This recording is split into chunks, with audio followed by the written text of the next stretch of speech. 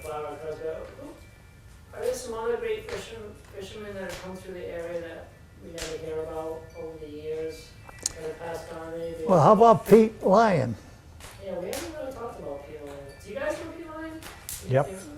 No, Pete Lyon was head of the Fish and Game. He was a captain over in New Hampshire for years. And a wonderful fisherman, probably the best fisherman I ever knew.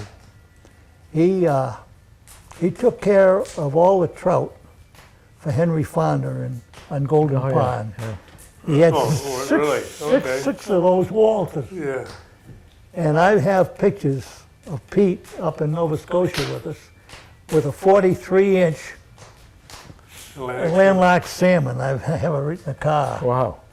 And I had one on, right just before he caught that one, I had one. And I had the camera and I took his picture. It was a beautiful fish. He's holding it like this, you know, Yeah. 43 inches.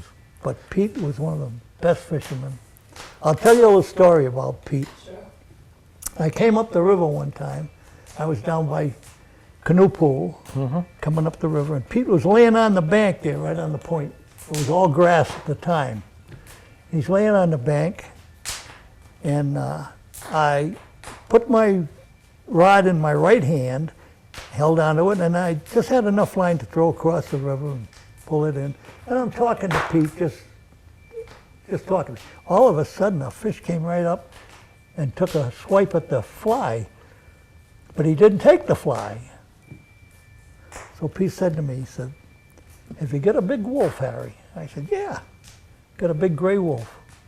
He says, "Well, put it on, throw it over there, and sink it."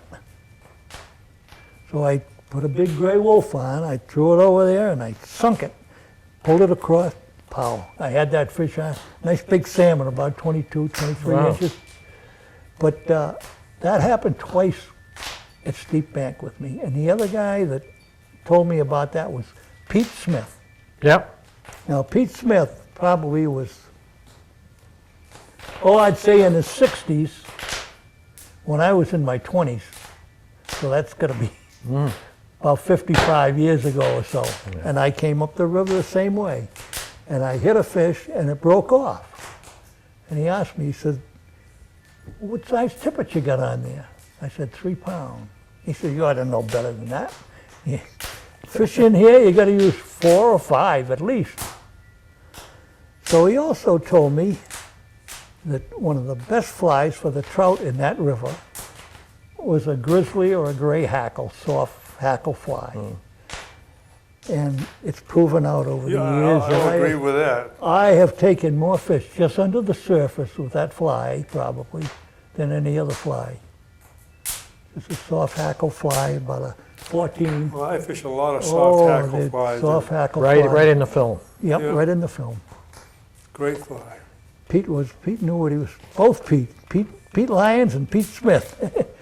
Two good men. Yeah, there's so many people that are really excellent fishermen and did a lot to establish the traditions and the history up here that really didn't leave anything behind. They weren't taxidermists, they weren't fly tyers, they weren't artists. And that's one of the reasons why we instituted a Guides and Sportsmen Hall of Fame, to try to identify some of these more contemporary people and to acknowledge the contribution that they've made. And so in the museum, we're going to have a space which would be dedicated to everybody that we've inducted into the Hall of Fame. That includes guys like Roger Verrill and Yep. Bud Wilcox and Right. Skeet Davenport, Dick Frost, and a lot of the ladies as well.